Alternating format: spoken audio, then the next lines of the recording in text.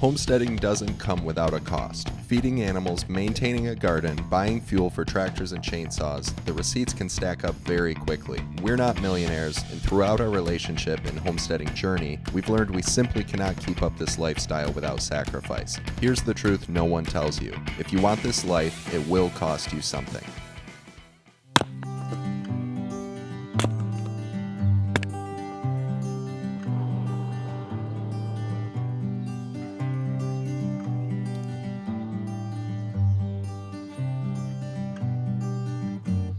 So, Lyric, you're going to be weeding the garden, okay?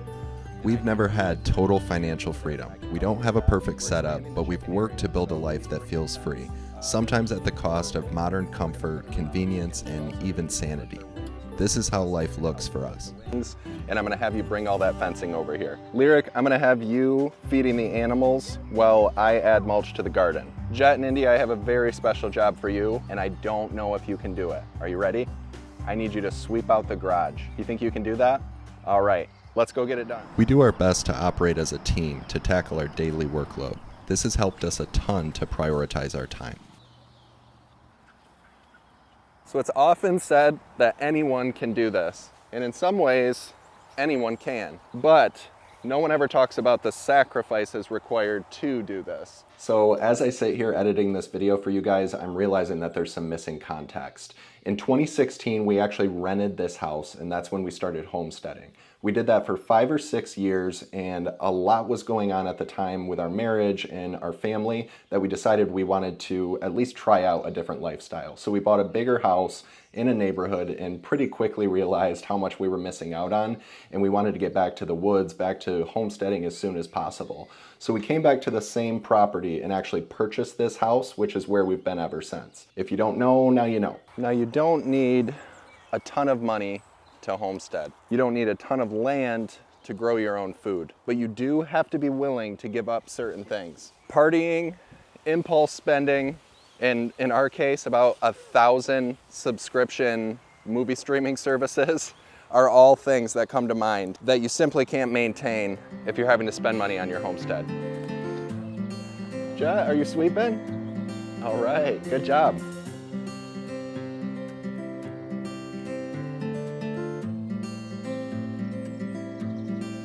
So we live in a modular house. It is a 3-bedroom, it is small, and it is quite stuffy with 6 people living here. So about 4 years ago, we lived in the cul-de-sac, and at that time I think we were really trying to figure out what we wanted in life and how we wanted to grow our family and what that looked like. And to us, we thought we wanted this big house, and we didn't have any gardening space.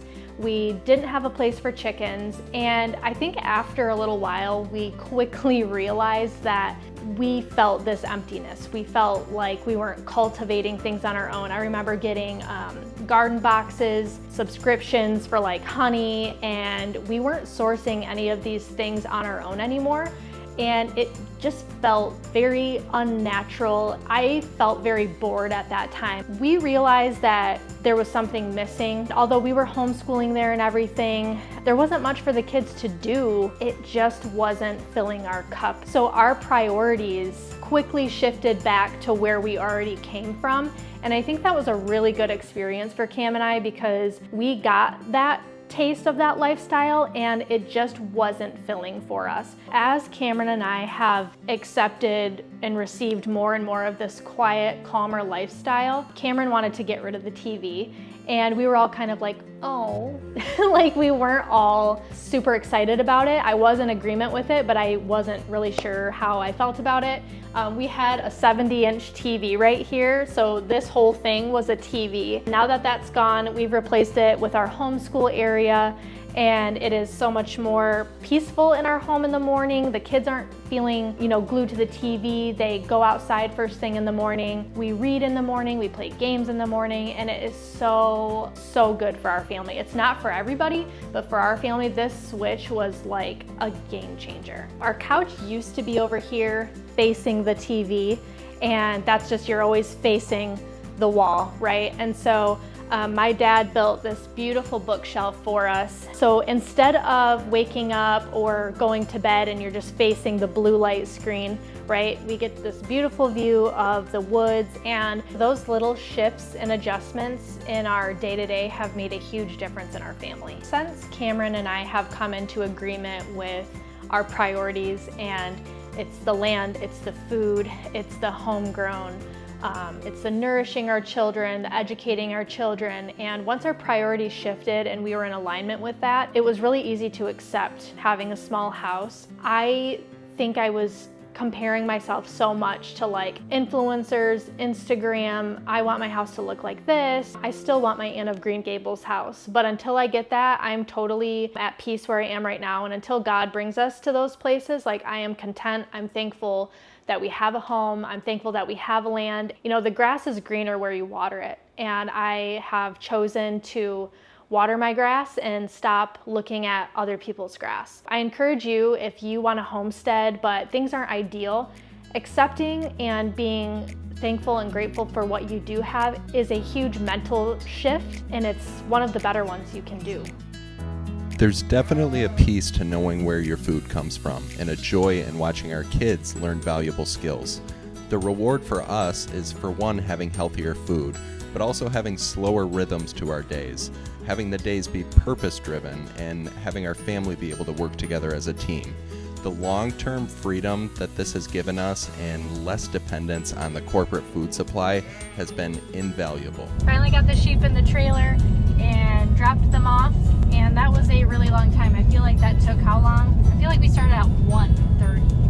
It's 3:20 now. 3:20 it is now. It took a long time to get them in. We are not professional sheep farmers. We're getting there.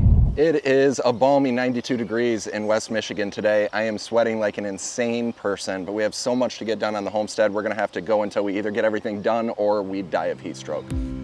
The growing season comes and goes much too quickly. A lot of our costs into running a small farm are consolidated into 3 or 4 months, which gives us the winter season for planning the next year.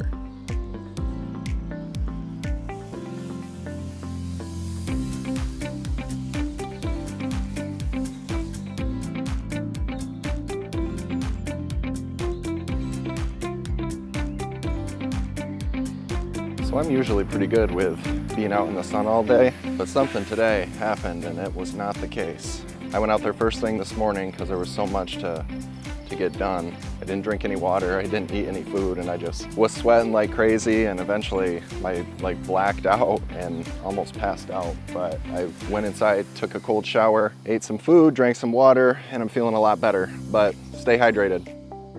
Nobody can evaluate your priorities except for you. Your friends aren't going to, your boss isn't going to. It's up to you to decide whether living a life geared towards self-sufficiency is worth giving up things like vacations or trips to the mall. We rarely buy new things, and honestly, we might single-handedly be keeping Goodwill and Salvation Army in business. We reuse what we can and don't throw anything away if it could be used later. The real lesson here is to allocate your finances to accommodate your priorities.